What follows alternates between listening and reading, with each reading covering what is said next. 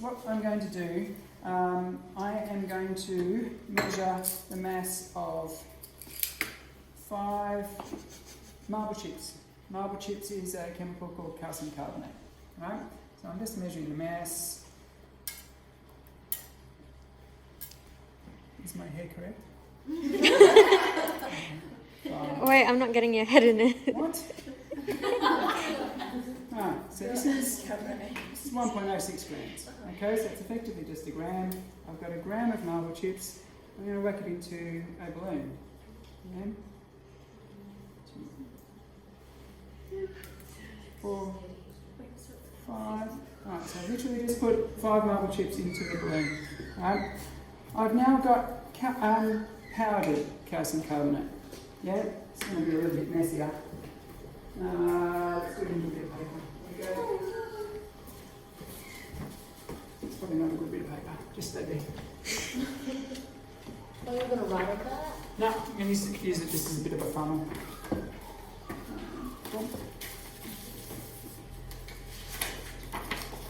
Alright, so I'm going to just measure out a gram of powdered calcium carbonate.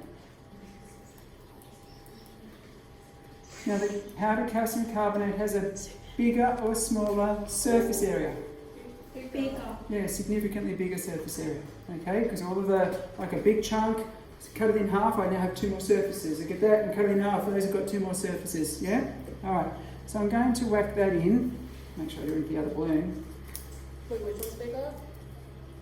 The powder has the largest surface area. Because every time you like crush it, you break it, you've got 2 more surfaces. If you break it in 2, you've got 2 more surfaces. Okay, this is a longy. Let's get a different one. Alright, I'm just going to use this to try and get all of my powder. Come on. Oh, the suspense. What? Stuffing it.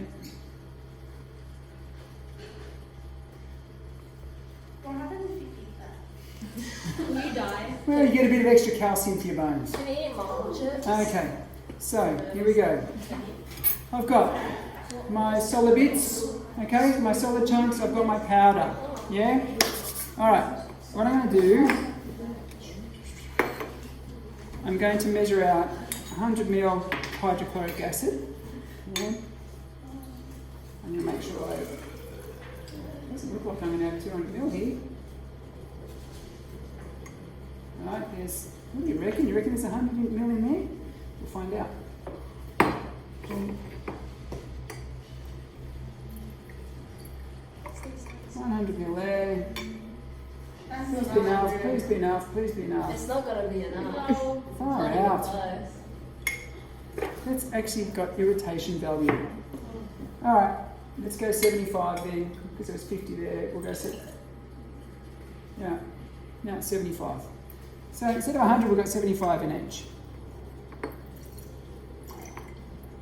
Alright, now I'm going to carefully just put the mouth over there, yeah, and put the mouth over there. So the blue one has the tablet? So the blue one's got the chunks, Yeah. and the green's got the powder.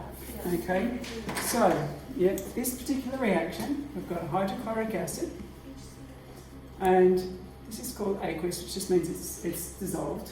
Okay, plus calcium carbonate, which is solid, and an acid plus a carbonate gives a salt. In this case, I've got calcium chloride. The formula for calcium chloride is CaCl2. That is going to be aqueous plus CO2 gas plus water, okay, which is liquid. And in this case, this is not balanced. I balance this by doing 2. So I've got 2 hydrogens, 2 chlorines, 1 calcium, 1 carbon, 1 carbon, 3 oxygens, 1, 2, 3 oxygens. It's balanced, okay? So the main thing we want to focus on this one is that we are getting a gas.